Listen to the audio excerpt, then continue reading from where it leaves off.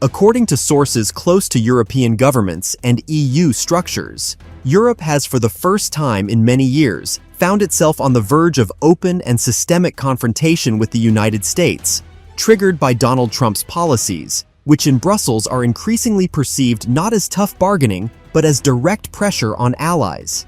This concerns the recent White House decision to impose new trade tariffs on a number of European countries following their categorical refusal to discuss the sale or transfer of Greenland under US control.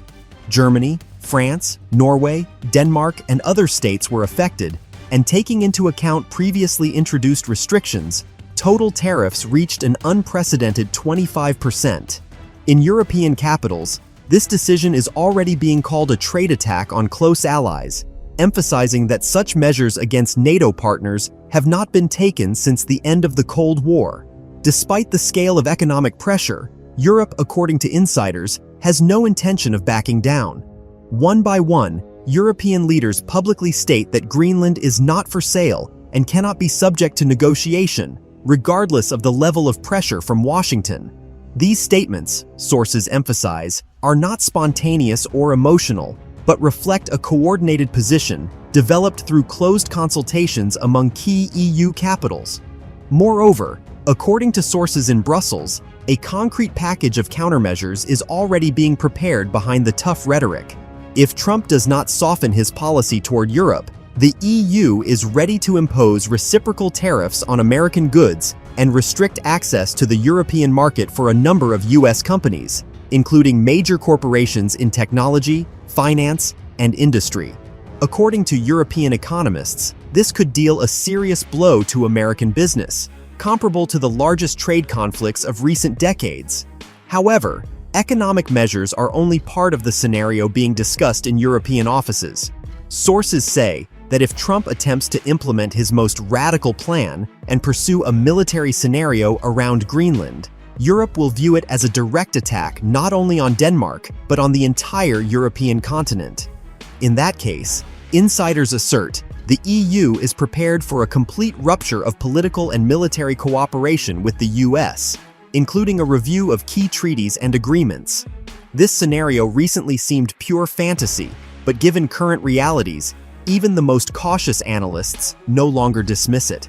An attack on Greenland, according to European strategists, would become a point of final collapse for the global security system, destroy NATO as an alliance, and remove the US from its role as the guarantor of global stability.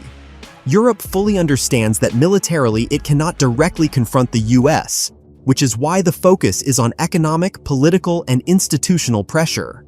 Brussels emphasizes that this is not a desire for confrontation, but a defense of the basic principles of the international order, which for decades ensured relative stability.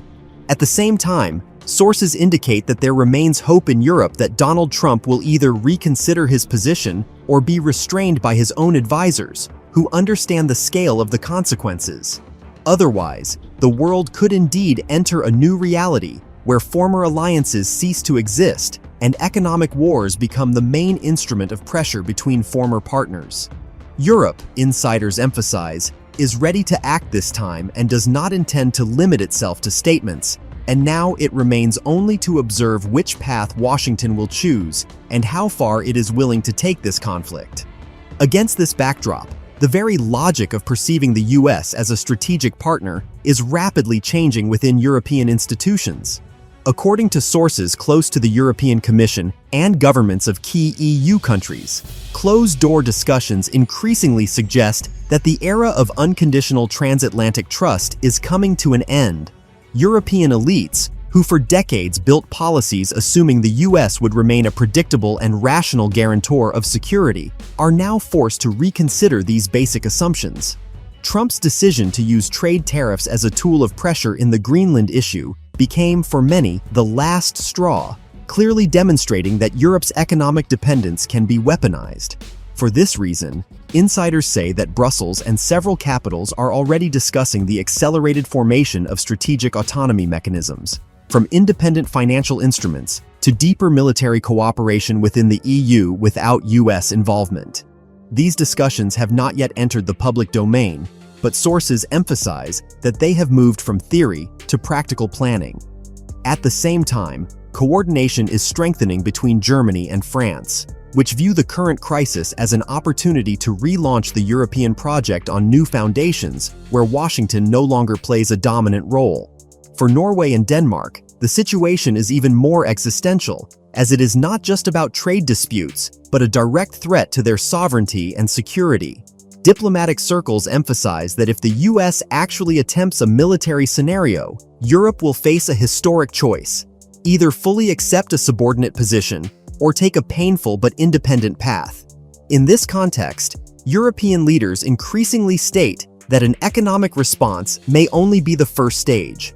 Sources say the EU is already considering measures to limit American companies' access to strategic sectors, from defense contracts to digital infrastructure and energy.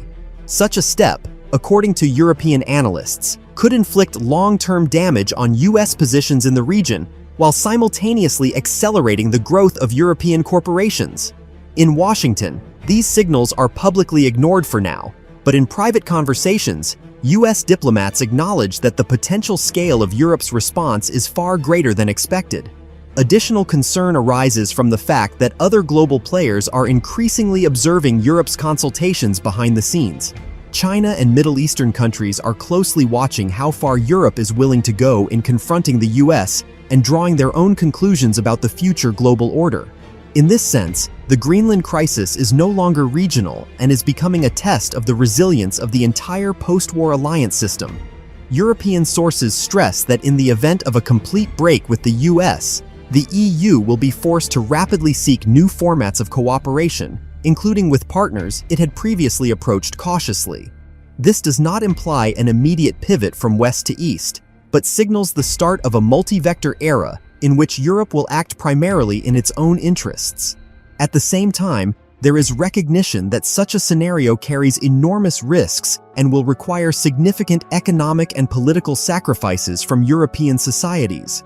For this reason, insiders note, Brussels continues to hope until the last moment that the crisis can be halted at the stage of economic pressure and strong statements. There is an expectation that within the US elite, there are forces capable of convincing Trump of the destructive consequences of further escalation. However, if this does not happen, Europe, sources say, is for the first time in decades ready to go all the way, defending its interests not with rhetoric, but through systemic action. The world taking shape before our eyes increasingly resembles less the old order, and it is precisely now that the foundations of a new reality are being laid, where former allies may find themselves on opposite sides of economic and political barricades.